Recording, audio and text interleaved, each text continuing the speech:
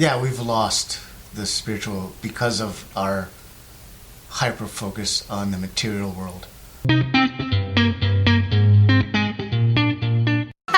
Good bit. It's wonderful to chat with you all. No, I'm kidding. Ian, Nina, Adam, it is a joy to speak with you. Thank you so much for the time. I appreciate this. Thank Oh, you. thank you. Thanks for being here. Honestly, this is, I want to say it's something special. It truly is, but it is honestly totally, what's the word? Unsettling in the best of ways. It is just a fantastic piece from start to finish. And Ian, where did it come from? Well, it started with the creepypastas online. People posting security cam footage with a ghost in it, or finding hidden messages in songs. And then there's a community online that are just talking about it, whether it's real or not, and that scared me. And then I started writing to that. So that's how it started, and then it snowballed there. There's other steps, but that was the start. And is it true, Ian, that you filmed in your home, the home you grew up in? You're in it. Yeah, this is it. Still here? Still here. That's incredible. Yeah. So that was the second step. Is I came back home to caregive my parents that got sick at the beginning of COVID. So I did it in this house, and then I drew from that experience, and then I gave meaning to the creepy found audio footage. It is, honestly, everything works together so seamlessly. And I would love to hear, Nina, for you and Adam, or Nina, you and Adam, what was that like filming in the home that this film was, I want to say based on, but certainly inspired by? Did that add something extra to the filming process? Definitely. Sure, I think yeah. it was so much easier to enter this world because you're literally just in the world. And then to have the tapes, I hadn't heard them before, and neither had Adam. So to hear them for the first time, and to be able to react to that very organically felt really just helpful. And then, yeah, I think just like the spirit of the house, the spirit of everything Ian put onto the page existed in this space, and it became easier to channel that story just by being here. Well, that's fascinating. For you, were you both hearing the 10 audio clips for the first time? Is that what I'm hearing? We both waited just to kind of get an authentic reaction, and then every subsequent listen, I think, still kind of felt like the first time, because Ian did such a great job directing these audio recordings, and they recorded them in the house as well. He had the actors blocking it out, walking down the stairs in the bed, holding an iPhone, miking them. They were mic'd and recording themselves. So I think it added to a listener experience for me. They were just so textured and scary, to be honest. Yeah, the actors did a great job in it. They felt They're so real. Good. Yeah, they're so good. It's so real. It's so raw, and I think that rawness adds to how scary it is, and it doesn't feel like it feels like the first time you hear it, almost every time. Mm-hmm. That's wild. That actually adds a whole new appreciation that I had for the film already, because this is something unique, and this is a film that invests so much in the power of sound. And I would love to hear from all of you. Do you think that it's what we hear is scarier than what we see? Absolutely. Because then what you hear stirs your imagination, and then your imagination is always scarier than what anyone can show you all the time.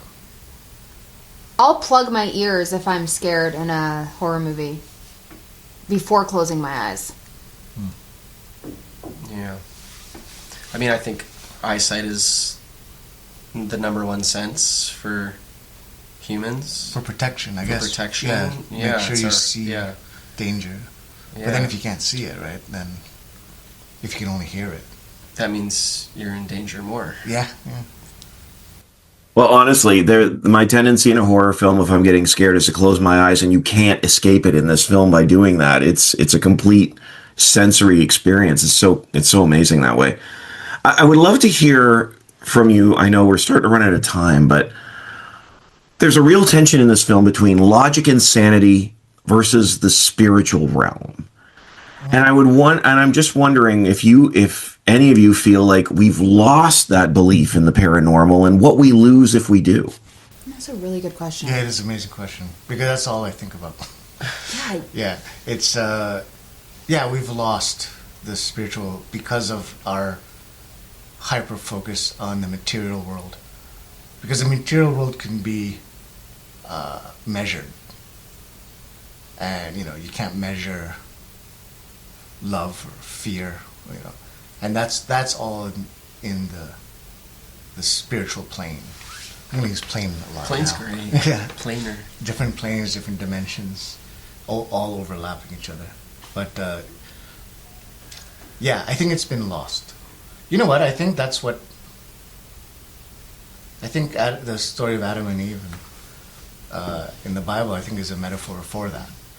It's for because they were naked in the Garden of Eden, and then they became self-conscious, and then they had to clothe themselves. So now they're focusing inward instead of outward, and then it's and right now it's almost the opposite. I mean, we're focusing like outward completely, nothing inward. Let's see how far we can break an atom, or how far can we explore out there in the universe. But then there's so much there's another plane of existence that's just in each of our minds, and in our minds, that's the only thing that gives meaning to the outside world. So we're putting way too much focus on the material, I think. Yeah, I also think like spirituality, when put through the lens or the medium of religion, there's this like power and corruption have such a way of changing spirituality, and then it becomes about power and not the inward focus. Because there was a moment when church and state were the same thing, and that was pretty dangerous. That's when Constantine, the emperor of Rome, said, okay, state and Christianity are now the same thing, and now you have intentions behind the teachings other than just telling the truth. Now it's how well can we control how well can we govern? Yeah. I mean, I don't think it's not, like, for example, priests can't get married, and I've read some theories that since church and state were the same thing, the church wanted to keep all the wealth in the church, because once your priests get married and have children, now there's all these other problems on how to distribute the land and the wealth into different families. So now they make a rule: no families, no sex. And then I see a lot of things happening within the, like the priests in the Catholic Church. Mm-hmm. What happens when you repress, and you start, you repress these natural instincts, and they were only in place there because of back when church and state were the same thing. Oh, So I didn't know that. Yeah. Interesting. So that's what So power, yeah. It all boils down to intention, I think. So everything can be like, so religion, spirituality, what's the intention behind every choice and message? I love that. My word, that's fantastic. I really appreciate the chance to chat with the three of you. Honest, I genuinely mean this. This is the most visceral experience I've had in a theater since Blair Witch Project, and it is absolutely phenomenal. I really appreciate the chance to speak with the three of you about it. Thank you so much. Undertone, of course, is in theaters on March 13th, Friday the 13th. Yeah. Yeah. Thank you. Good luck. Good luck. Thank you so much for the time. I appreciate it. Thank you. Ciao. Thank you. Ciao. Have a good day. Bye-bye.